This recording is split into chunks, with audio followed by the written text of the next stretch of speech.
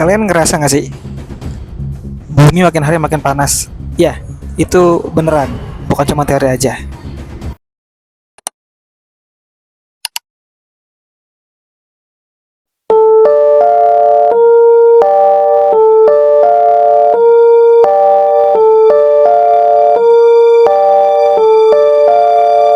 Halo guys, balik lagi bersama gue Rehan di Air to Talk.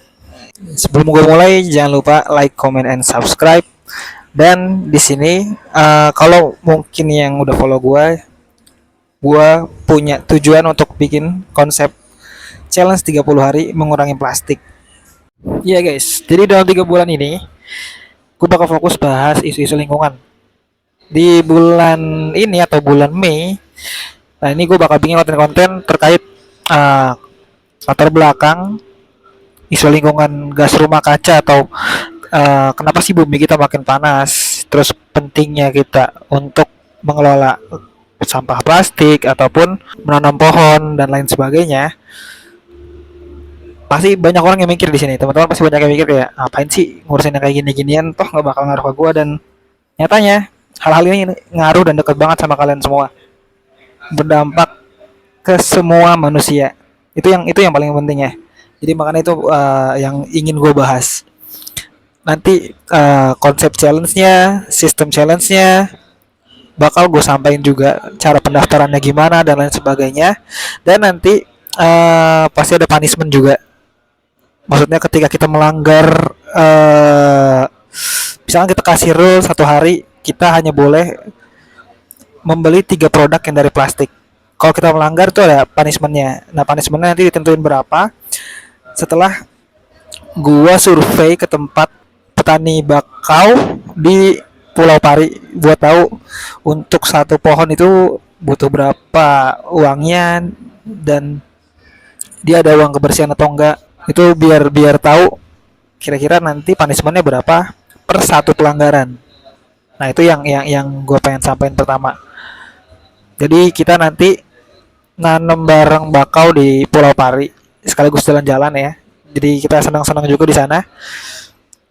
Jadi buat yang mau ikut challenge, jangan lupa pantengin terus YouTube ini dan jangan lupa subscribe yang jelas. Teman-teman pasti sekarang ngerasa banyak banget kebijakan-kebijakan lingkungan di negara kita yang teman-teman rasain. Contoh kayak di Indomaret sekarang nggak boleh ada plastik, atau ada isu terkait pajak karbon dan lain sebagainya. Nah, ini dimulainya dari mana sih? Kalau teman-teman tahu, ada yang namanya Paris Agreement. Paris Agreement di tahun 2015 atau 2016 gitu. Jadi perjanjian antar negara untuk menyepakati isu kenaikan atau iklim, climate change ini. Karena saat itu dirasakan suhu bumi itu meningkat. Jadi ada era pra-industri itu di tahun 1900 ke bawah menjadi baseline. Suhunya itu sekitar gue lupa 13 atau 14 derajat Celcius suhu rata-rata bumi waktu itu. Dan setelah diteliti di tahun 2015 atau 2016 saat Paris Agreement itu kenaikan suhu bumi itu mencapai kurang lebih udah mau di kisaran 1 derajat Celcius atau mungkin lebih ya, sekitaran segitu. Dan apa sih dampaknya? Dan ternyata dampaknya itu cukup serius, serius banget malah. Jadi dampaknya itu kalau suhu bumi ini naik di atas 2 derajat Celcius, bahkan 1,5 derajat atau 2 derajat Celcius pun itu udah bisa menyebabkan bencana-bencana alam seperti kekeringan, gelombang panas, naiknya permukaan air laut, dan juga mungkin bisa merusak ekosistem hewan dan makhluk hidup lainnya di sini. Maka dari itu, perjanjian Paris atau Paris Agreement itu menyepakati bahwa suhu bumi itu tidak lebih dari untuk menjaga suhu bumi tidak lebih dari 2 derajat Celcius. Dan apa sih penyebabnya suhu bumi itu bisa meningkat di 2 derajat atau 1 derajat Celcius? Jadi penyebab utamanya adalah gas rumah kaca kayak CO2, CH4, N2O yang yang dia menebal di atmosfer. Mungkin nanti kalau ada PPT-nya ini gue kasih gambar-gambar di sini. Nah, itu dia ketika dia menebal, yang tadinya radiasi matahari itu setelah menuju ke bumi langsung dipantulkan kembali ke atmosfer, tapi karena gas rumah kaca dia menebal, jadi ini balik lagi panas bumi. Jadi uh, radiasi sinar matahari dia menuju bumi, menghangatkan bumi, harusnya dia mantul keluar, tapi karena terlapisan gas rumah kaca nahan panasnya, jadi dia balik lagi ke bumi. Nah, itu yang uh, bikin bumi makin panas. Jadi terperangkap mereka di panasnya matahari, terperangkap. Apa sih penyebabnya ya? Penyebabnya kenapa kenapa gas rumah kaca ini meningkat? Nah, tadi salah satunya adalah dimulainya era industri tadi.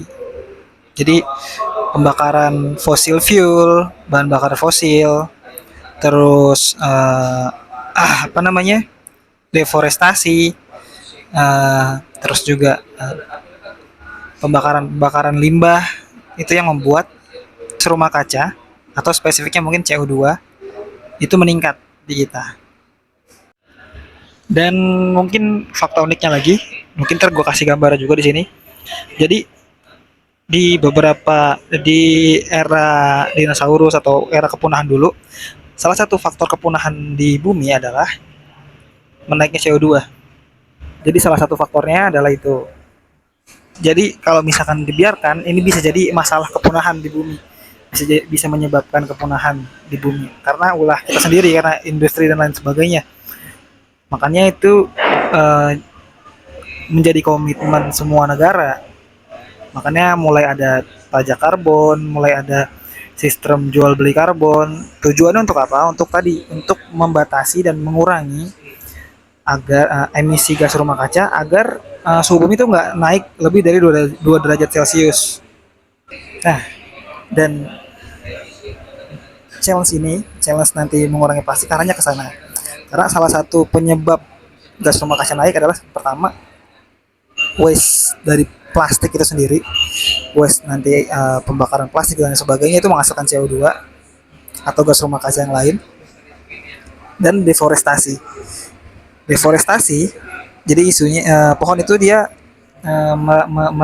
menangkap CO2 untuk disimpan di dalam komponen yang ada dalam pohon. Nah, komponen-komponen ini ketika ditebang untuk kebutuhan industri dan lain sebagainya, CO2-nya naiklah. CO2 yang tadinya ditangkap di pohon, dia naik lagi ke atmosfer dan menyebabkan pemanasan global. Nah, kira-kira sampai sini teman-teman ngerti nggak? Nextnya mungkin kau bakal jelasin lebih dalam lagi, kayak sektor-sektor apa aja yang menjadi concern untuk pengurangan emisi, terutama di pemerintah atau di dunia.